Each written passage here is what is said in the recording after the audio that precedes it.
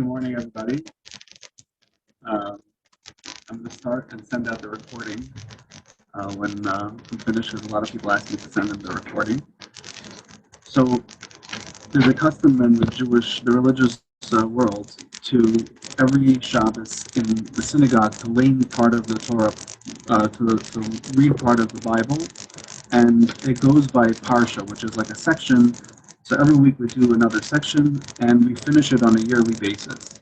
This week is Parshas Ba'aloscha, and it talks about the commandment that God gave to Moses to tell his brother Aaron, who was the high priest, to light the menorah, to light the candle every day. And the candle in the temple was not like a Hanukkah candle. A Hanukkah candle is 8 stems. This one was of 7, and it was designed where you had it looked like this. This is pretty much a pretty good rendering. You have 6 on each side and 1 in the middle. Now, a lot of these pictures are kind of a little bit misleading because they're just like artistic rendering. It doesn't really look exactly like this. It was, as you can see in this picture, the top of the candles are candles, actually wax candles, but in real life it was oil candles. And that's kind of how the miracle of Hanukkah happened, which was when they didn't have the oil, and they found 1 bottle of oil. It lasted for 8 days, which is why we have an 8-day menorah. An 8-candle menorah versus in the temple it was a 7-stem menorah.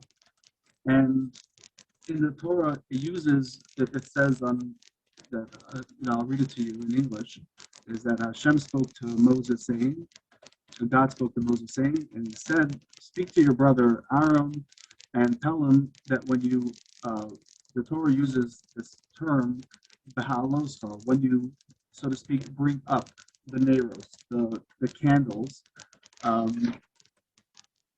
and it continues that you shall light the candles facing towards the center stem.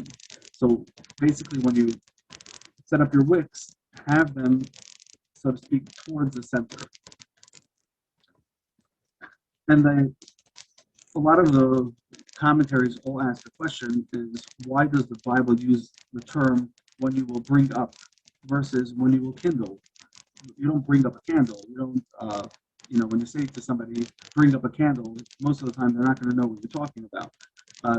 When you say to somebody, kindle a candle or light a candle, then that's the proper form of saying, to light something. So a lot of different explanations, and I saw a very nice one. And I don't remember where I saw it. I saw it a while back. Is that the Jewish soul is compared to a candle, and not compared, but it's like, so to speak, like it's similar to a candle is like, so to speak, a reference to a soul. And the terms is that a little candle, does not have any type of, it's all gas. There's no actual, like, you can put your finger through it, but it still is a flame. And the Jewish soul is, so to speak, the same thing. You can't, there's no tangible soul, but it's, so to speak, it's there. And like, just like fire, just like candle always tries to rise up to heaven, whenever you light a fire, it's going to always, light up towards the sky. It's always going to kind of go upwards. So the same thing with the Jewish soul, that we're always, so to speak, striving to be towards God, and we're always trying to connect and go upwards towards God. And we're limited, and we're, so to speak, tied down to our wick, to our oil, which is representing the Torah, the commandments that God gave us. And the Jew is, so to speak, this fire that's burning the oil and lifting up their soul towards God. And they're always trying to connect. And what the reference that this explanation was trying to say is that it's Aaron's duty, it's the brother of Moses, his duty was to not to kindle the Jewish soul, because the soul is already kindled, but to lift up that soul and to enable every person to connect to God. And there's many ways to obviously accomplish, lifting up people's souls and to, so to speak, feel that we're connecting towards God. And first of all, the simplest one is to recognize that we're all a soul and we're all connecting to God. And then another thing is that in terms of like how we relate to people, um, and I want to kind of move to a story a little bit, say over a story that my wife showed me this book that just came out. It's called The Living Legend. It's about this rabbi in Israel that he came from a really, really religious background, had no connection to the outside world, um, and one day was inspired by a story that happened to himself where um, he was like 22 years old, and it was during the Six-Day War in Israel, and there was shelling from the enemy side, and he basically went into a synagogue to pray or to study, and some idea came into his head to reach out to his fellow brethren, the Israeli soldiers that were, fighting the enemy, and he decided to go visit them. There was some type of army base or some type of army post that was set up in Jerusalem, and he decided he was going to bring them either some candy and to just thank them for being the forefront, of the war and protecting, the Israeli, the Jewish people. And he went over to kind of go to thank them, and he brought them, cigarettes or whatever it was that he brought them at that time. And then when he returned to the synagogue, uh, he basically saw the entire synagogue was bombed out. A shell landed right where he was sitting, and if he would have stayed in that seat and not have gone to visit his brethren, then he would have been unfortunately, I mean, he would have been killed if he didn't have that, so to speak, epiphany to leave that place and go do some kindness.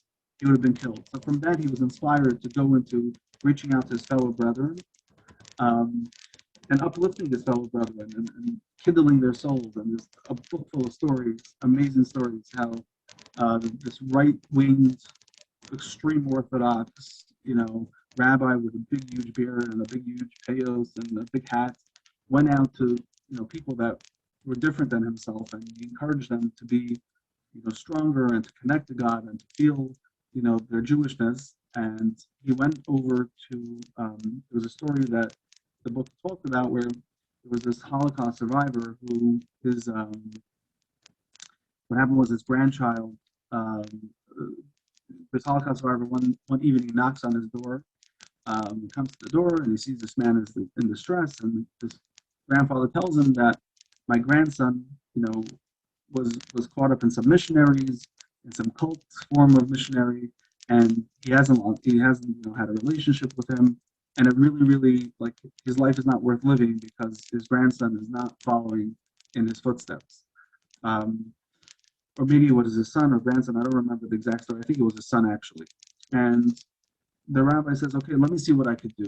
Let me see what I could do." It was right before Yom Kippur, so it was obviously a busy time.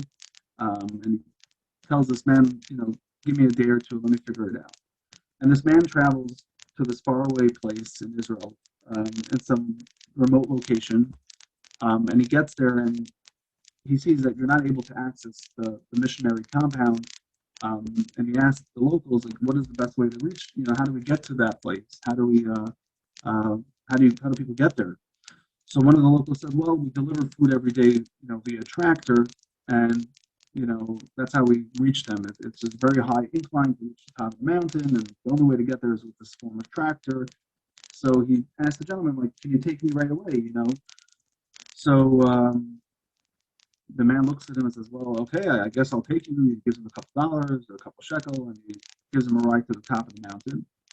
And on the way up to the top of the mountain, he switches over from this religious garb. He puts on this wig, and he puts on his jeans, and he puts on, a t-shirt, and he looks totally the part of a hoodlum, out of, some homeless, whatever it is. So he gets to the top of the mountain and he asks, the guard at the door if he could speak to so and so. He would like to talk to him. It's his friend. He hasn't seen him in a long time. So okay, he calls out this person. He sees, obviously this guy is not doing too well.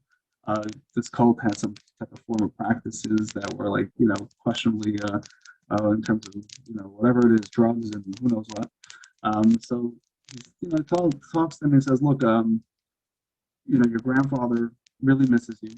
Um, he came over to my home. He's really distressed that you've lost a connection with him. Come back with me and don't stay over here. And sometimes with true sincerity, people are able to accomplish amazing things, and a heart talks to a heart. And this young gentleman tells him, "Look, I can't leave right now because they're not going to let me leave, but give me till tomorrow. I'll get back to you. I'll figure out a way. I'll figure out what to do." And sure enough, he goes back home, and the old man gets in touch with him again. And he's like, "Look, I don't know what to tell you. My I'm not sure, what's going to come of it." So the next day before Yom Kippur, it's right before Yom Kippur, the sun is not coming, and he's like, "Well, this whole trip was futile, and it was like a waste of time." But you figure, what is he going to do? There's no. What else should he do? He tried his best to try to bring back his son, or back to his father, back to his roots, and he goes to shul and prays the whole Yom Kippur, and after Yom Kippur, he comes home and he gets a phone call, and sure enough, this father's on the phone and tells him, "Look, thanks so much. My son came back home, and I don't know what you did, but you know, um, we really appreciate everything you did. But I wasn't able to tell you before Yom Kippur, and we really are very appreciative." And many years later, this young man, you know, came back to normal life, and he raised a family. But the lesson of the story is that a person, we sometimes think that we have to have this unbelievable talent and unbelievable uh, a skill set to do something, out of this world. And we don't realize that every human being, every Jewish soul has this ability to a small flame can light a big fire. Forest fires start from a little tiny cigarette or a little tiny match. Sometimes all we need to do is lift up another person and lift up another Jew, so that we could, so to speak, like the Torah says, to lift up. We're not just kindling another Jew. We're not just lighting them. We're actually, by being nice to one another, and also being there for another, and practicing ourselves to light our own fire, we could spread the flame much beyond ourselves. And that's kind of what the whole purpose of lighting the candles towards the center stem is. The center stem represents God. God is one. And there's many different types of Jews. You have all types of Jews on all sides of the spectrum. You have the right side, you have the left side, you have more religious, you have less religious, but it doesn't make a difference. We're all the same godly soul. Our purpose is towards the center. We all wake up in the morning with a purpose, and we want to spread our light to the rest of the world, and our knowledge and our information and our skills and our love and our abilities and our capabilities, and whatever we have, we want to share with the world. And that's kind of representing what the Torah is saying to Aaron to do, so is to wake up, to lift up everybody else, and to find the good in everybody else. With that, I'm wishing you a good Shabbos and a great day. Thank you so much.